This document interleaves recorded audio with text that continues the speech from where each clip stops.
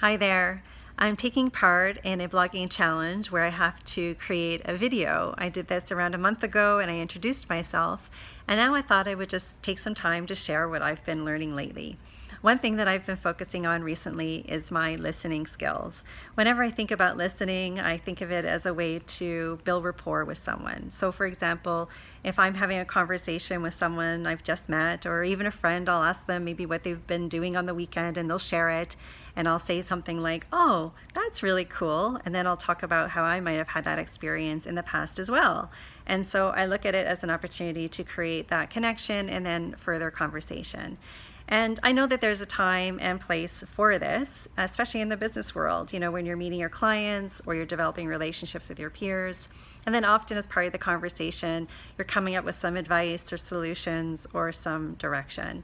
This time, though, I've decided to try something a little bit different. So, as opposed to having a conversation and interjecting myself, my own experience in that, or instead of providing advice or direction or solution, I'm being quiet and I'm asking more questions and just listening and engaging in the silence. Last week, I read a book called The Coaching Habit, and in that, they shared 7 powerful questions. And 2 of them are ones that I decided to try over the last little while. One of them is what's on your mind. And what this does is it gets someone to talk about all the things that are top of mind for them at that very moment. And they'll just talk and you can listen and they'll share. And as the conversation's kind of dwindling down a little bit, the next question is, well, what else?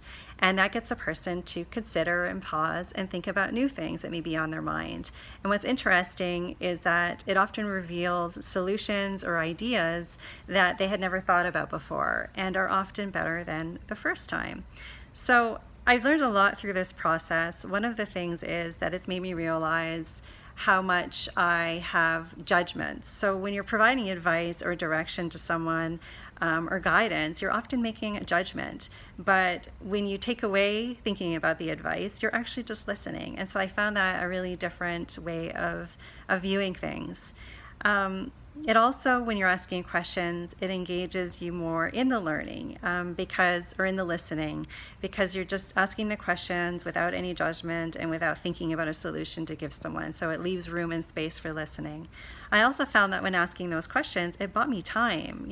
Sometimes you find yourself in a situation where there's maybe some pressure or you don't know what to say. But when you ask the question, it allows the other person to talk and share. And then from then on, you can carry the conversation forward.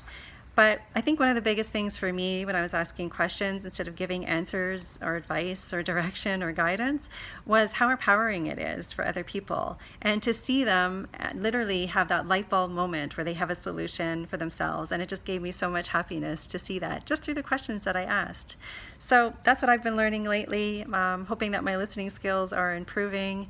And I'm hoping to take it forward in all parts of my life, even with my own children. Bye.